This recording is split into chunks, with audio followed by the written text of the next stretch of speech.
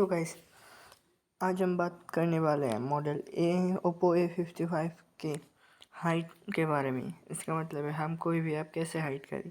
इसके लिए हमें पहले जाना होगा सेटिंग पे।